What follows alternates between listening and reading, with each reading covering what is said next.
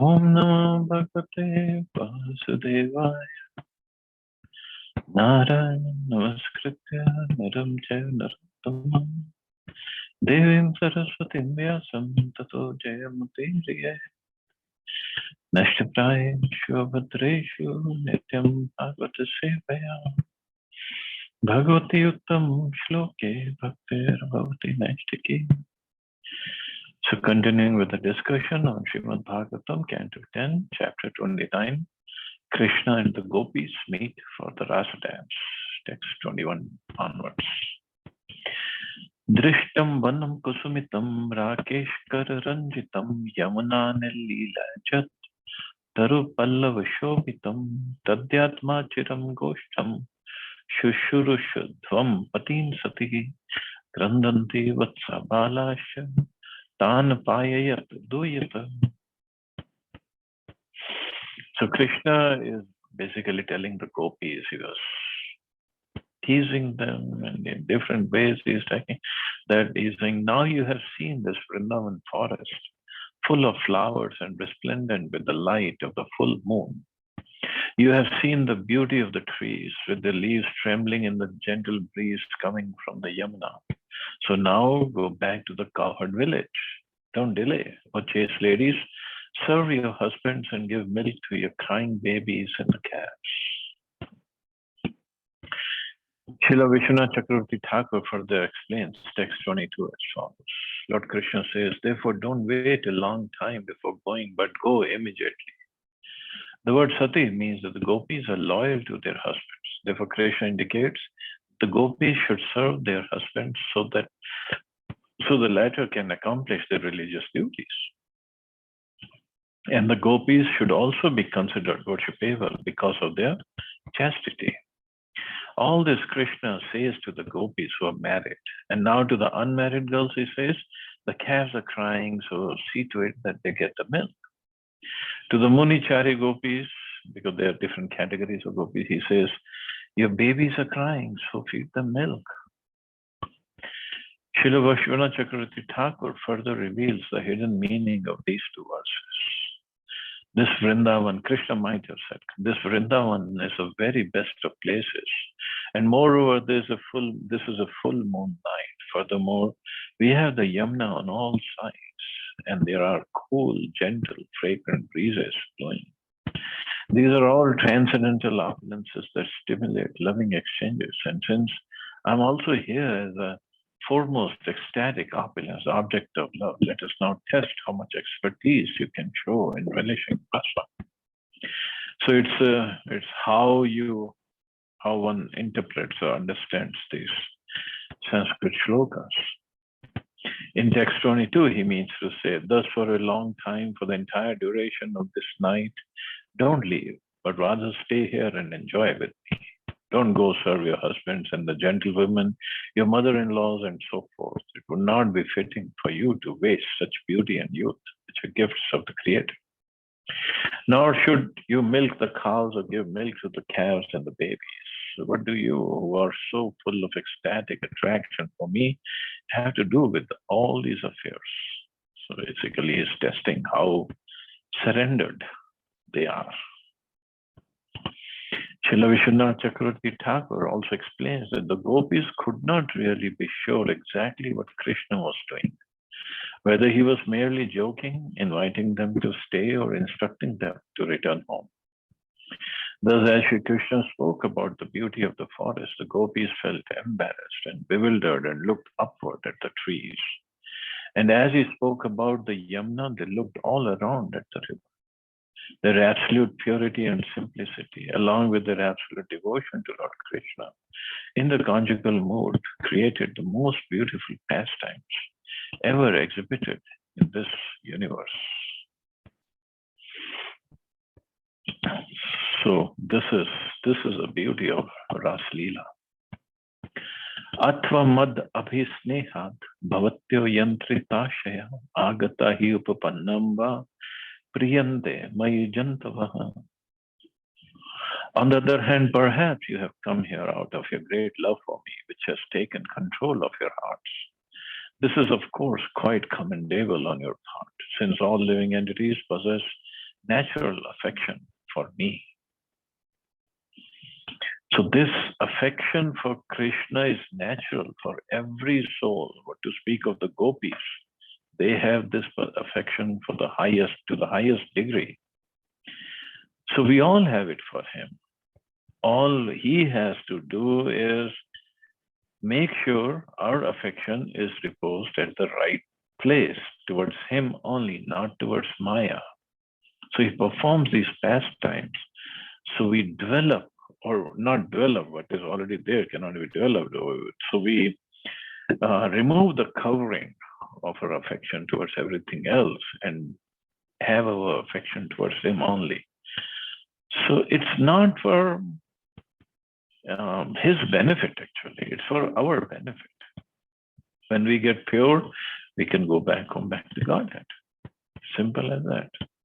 He is always transcendental. He is always Atmaram. He is always self-satisfied. It's for our benefit. If we have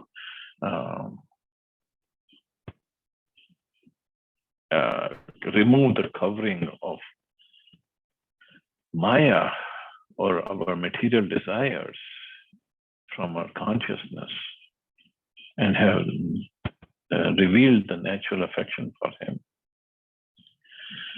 Bhartu shushrushnam srinam parodharmo hi mayaya tad bandhunam cha kalyanam rajanam chan poshanam. The highest religious duty for a woman is to sincerely serve her husband, behave well towards her husband's family, and take good care of children. Srila Jiva Goswami astutely points out that the Gopis' real eternal husband is Lord Krishna, not their so-called husbands at home, who falsely considered the Gopis their property. There's a strict interpretation of the word amayaya, without illusion. Amayaya reveals that the supreme religious duty for the Gopis is to serve Shri Krishna, their real lover. And this is for all of us. Our real protector or creator, beyond any illusion, is Krishna only. Rest, whatever duties we are doing, we have to do our duties. But the love should be for Krishna only. Dushila durbhago vritho jado rogya dhano apivaha pati stridhirna hatavyo lokepsu bhirpataki. Women who desire a good destination in the next life should never abandon a husband who has not fallen from his religious standards, even if he is obnoxious, unfortunate, old, unintelligent, sickly, or poor.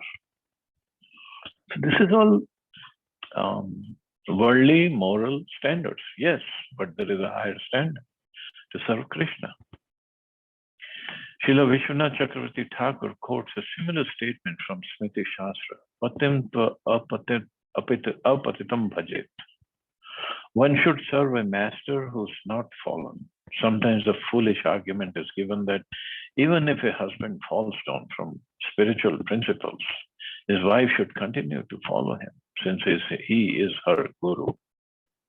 In fact, since Krishna consciousness cannot be subordinated to any other religious principle, a guru who engages his follower in a materialistic, sinful activities loses his status as a guru. Srila Prabhupada stated that the system of monarchy collapsed in Europe because the monarchs abused and exploited their position. Similarly, in the Western world, men have abused and exploited women. And now there is a popular movement in which women reject the authority of their husbands. Ideally, men should be staunch in spiritual life and give pure, sincere guidance to the women under their care.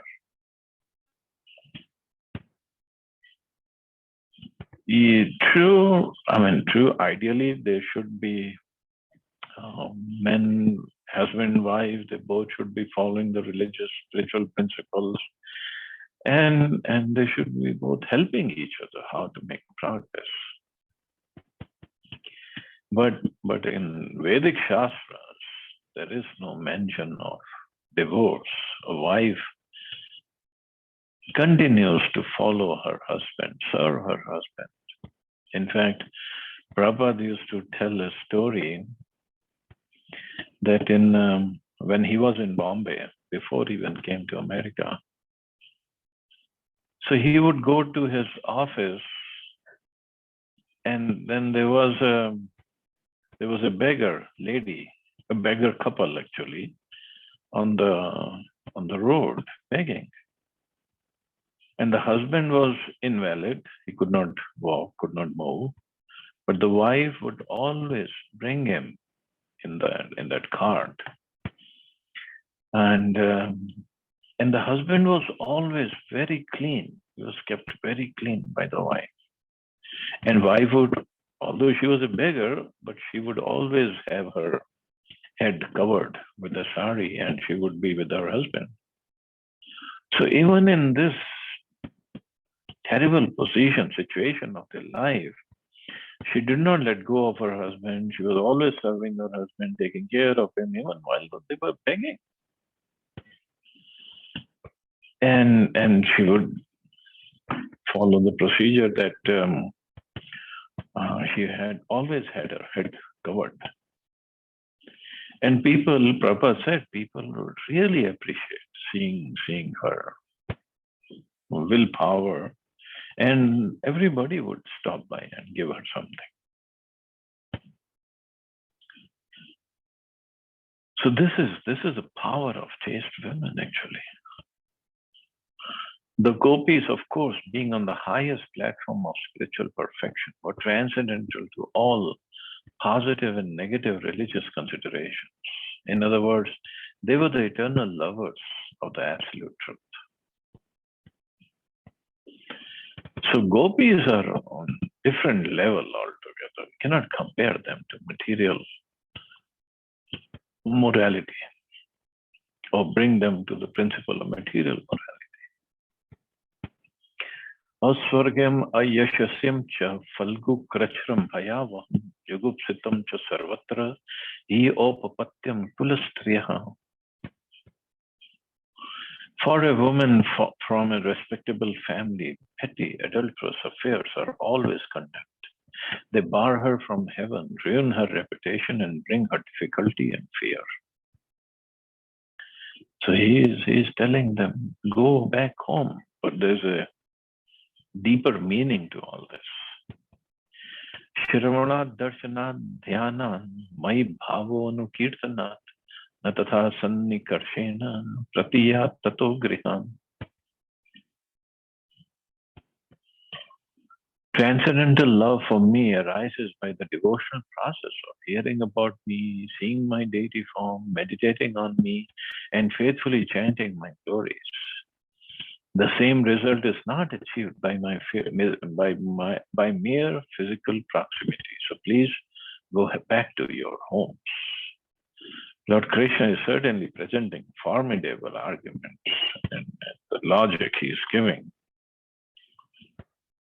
And later on, we'll read how he sends Uddhav, and he was in Mathura, and he sends Uddhav to Vrindavan to meet the Gopis and give them his son, not Mathura, from Dwarka he sent him, and give them the message of Krishna.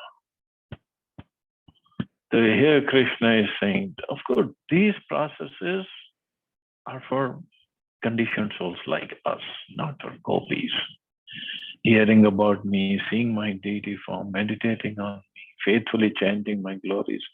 Of course, a person in the level of Gopis, the Gopis also do all this, but not to get purified, because it is a love for Krishna makes them do all this. For us, we have to force ourselves to do all this so that we can be purified to a certain extent. Not for Gopis. In fact, Gopis, when they would meet Krishna, or when they would talk among themselves about Krishna, their talk would be, oh Krishna, go away from our minds. Go away. We want to take care of our household activities. Just we are constantly 24/7. We're just thinking about you, and we cannot do our household work. So this is their complaint, and our complaint is, oh Krishna, I hope someday, somehow I can remember you. That's all. Because huge difference between us and gopis. Shri Shukuvacha iti vipriyam akaranya gopyo govinda bhashitam vishanna bhagna sankalpasha chinta mapur duratyayam. Shukdev Goswami said, hearing these unpleasant words spoken by Govinda, the gopis became morose. Their great hopes were frustrated and they felt insurmountable anxiety. The gopis did not know what to do. They considered falling at Krishna's feet and crying for his mercy, or perhaps remaining aloof and going back to their homes. But they could do neither of these things and so felt great anxiety. So they were like, they left everything middle of the night and came to meet Krishna, thinking we can give pleasure to him and in the process we'll also be pleased. But here Krishna, what is he saying? He is completely indifferent and he's telling us just to go back home. It's a testing time going on.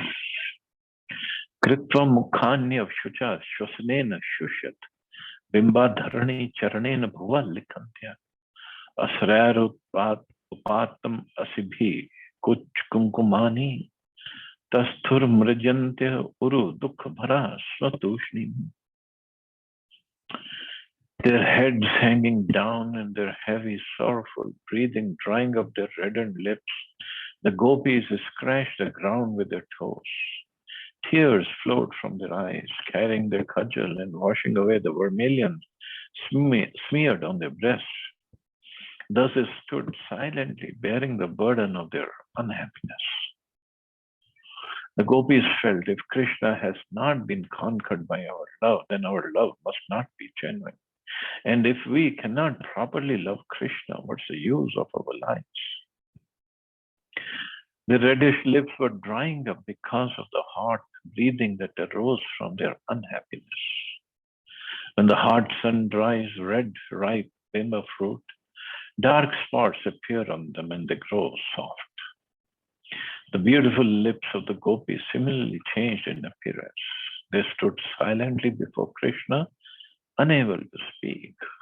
So it's like a thunderbolt has come crashing on them. What is it? What is Krishna saying? Why is he saying all this? Preshtham priyataram iva pratibhashanamanam Krishnam tadartha vinivartita sarva kama netre vimrajya ruditopahate smakinchit sarabha bhagad gad giro abruvattanuraktaha. Although Krishna was the beloved and although they had abandoned all the objects of desire for his sake, he had been speaking to them unfavorably. Nonetheless, they remained unflinching in their attachment to him. Stopping their crying, they wiped their eyes and began to speak, their voices stammering with agitation.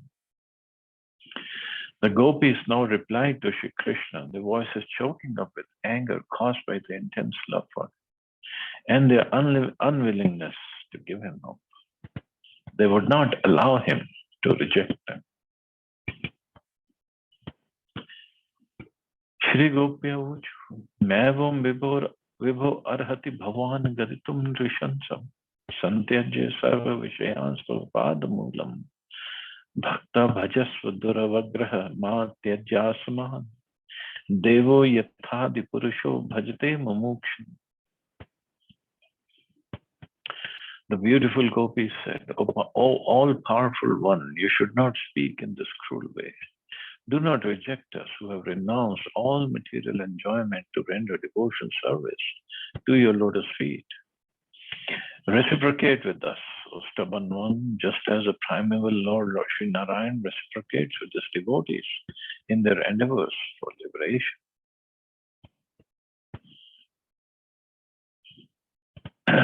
So they are saying, don't reject us.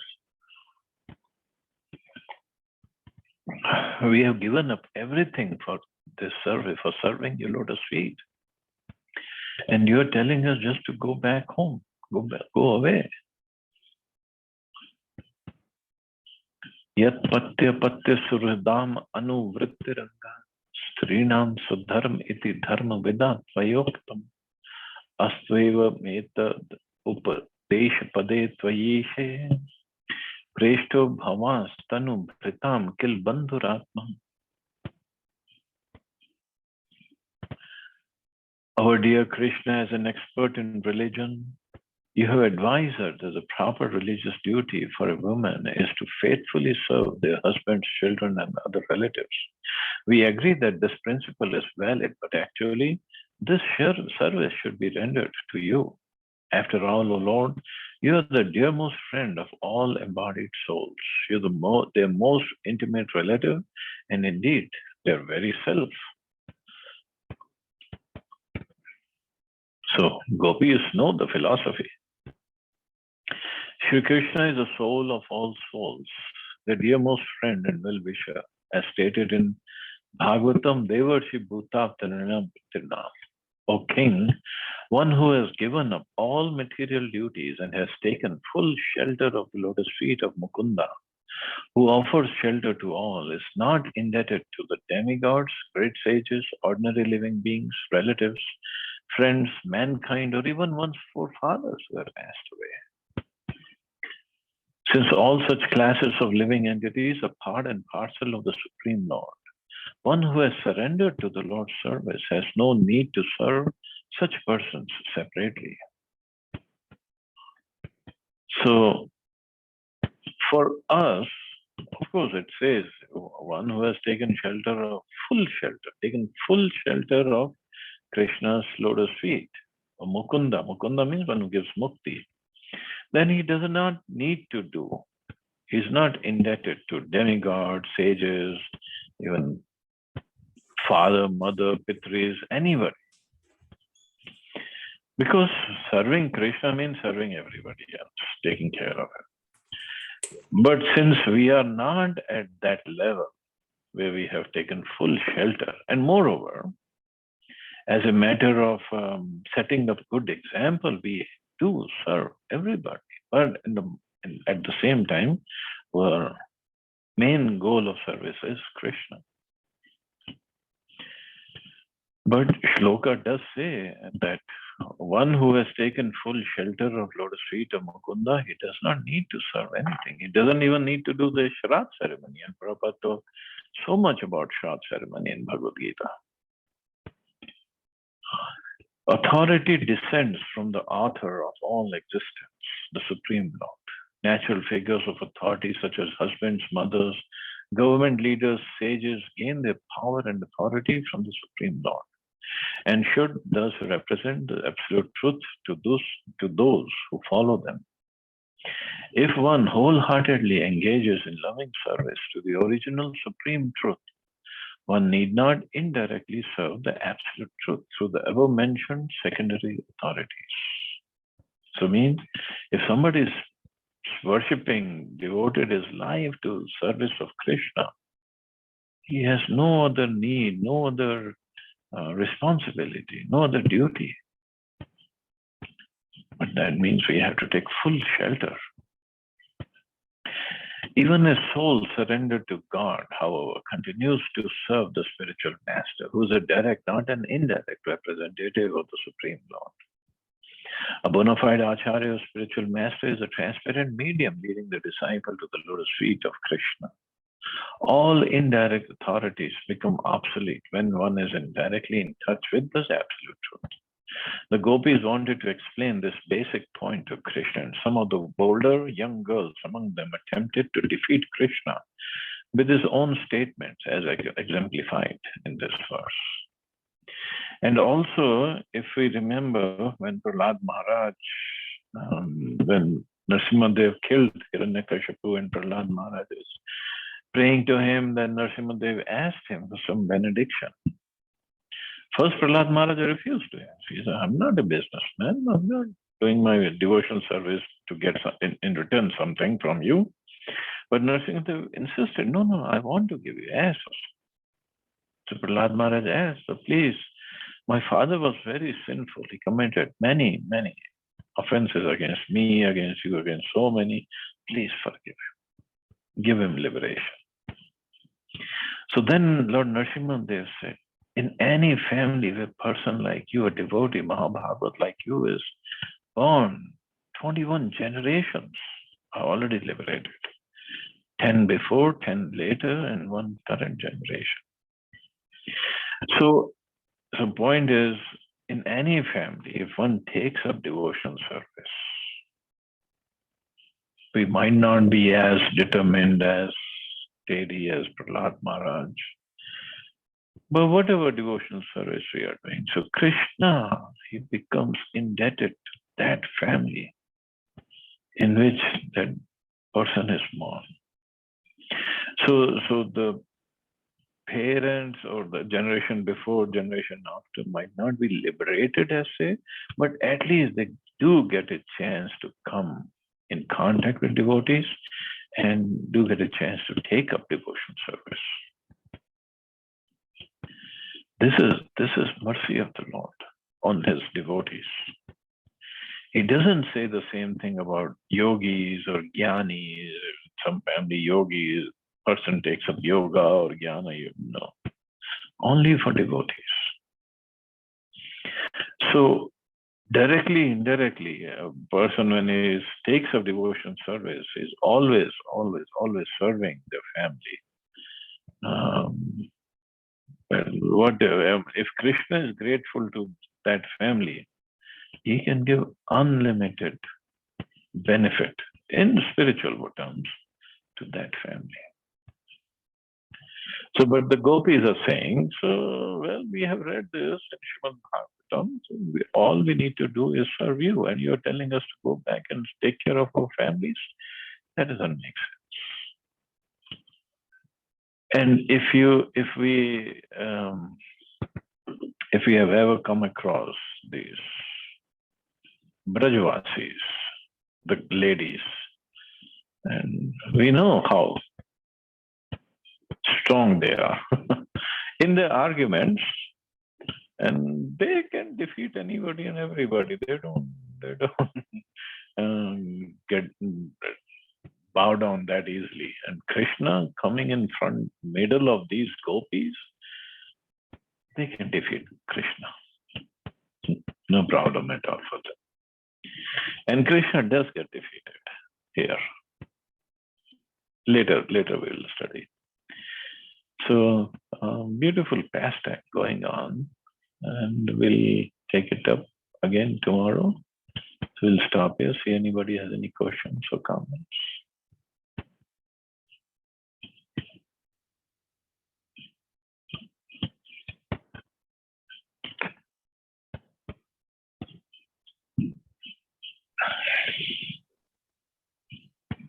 Nice. Thank you, Prabhuji. Hare Krishna. Thank you, Mata. Hare Krishna.